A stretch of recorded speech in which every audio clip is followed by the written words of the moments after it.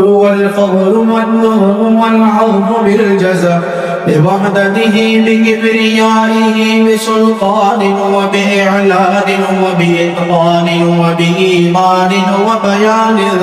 في فرقان وحده لا شريك له وحده بوحدة موحدا بوحدة موحدا بوحده وقيتا وأحدا بلا مدد وجدد ونصب ووصف في الكمال لا شريك له ولا نصير له ولا مثل له ولا مثال له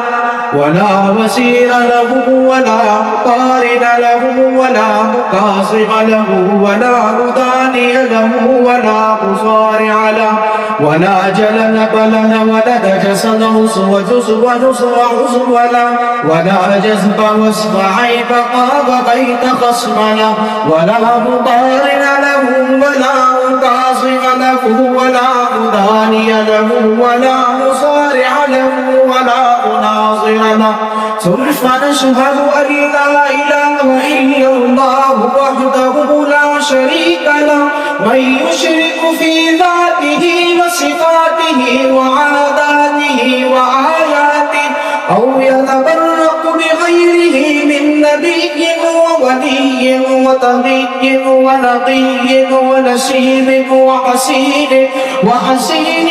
وجميل وصغير وكبير فعليه الخسران والوبال ثم نشهد أن سيدنا وسندنا ونبينا ومولانا مؤيدنا مخطوبنا منصوبنا معصومنا مقصومنا مقصودنا أجدر الخلق جديرنا أعظم الخلق وأشرف الخلق وأجمل الخلق وأكمل الخلق وأنور الخلق من الحسن والصناعة والولاية والحكاية والعناية والأمانة والإمارة أعلانا وأجلانا وأتقانا وأزهدنا وأربعنا وأنورنا وأخضرنا وأكبرنا أحمر أنور أجدر أكمل أفضل أجمل أكملنا ثم نشهد أن حبيب ربنا وصمدنا محبوب جدلنا ونزلنا وبصرنا إيماننا مبين فرقاننا وعلي سبيلنا رونق جدراننا هو عدوة وغمة قدوة رتبة أسوة حسنة وبدلائله القاهرة الغالبة الظاهرة الباطنة سعد إلى سدرة المنتهى في ليلة المعراج كشف الدجى ثم دنا ثم دنا ثم دنا فتدلى وكان باب قوسين أو قدرا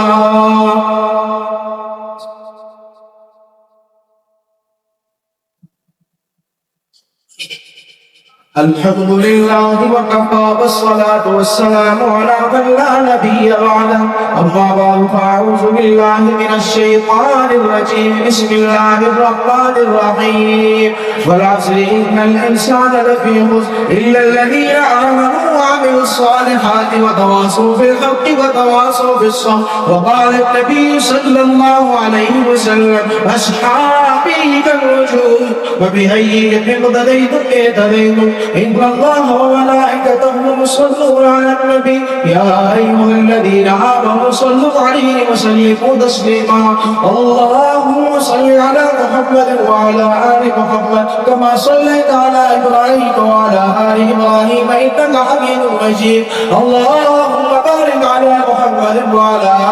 آل محمد كما باركت على إبراهيم وعلى آل إبراهيم إنك حميد مجيد إن الله يأمر بالعدل والإحسان وإيتاء ذي القربى وينهى عن الفحشاء والمنكر والبغي يعظكم لعلكم تذكرون فاذكروا الله يذكركم وادعوه يستجب لكم ولذكر الله تعالى أعلى وأجل وأكبر والله يعلم ما تصنعون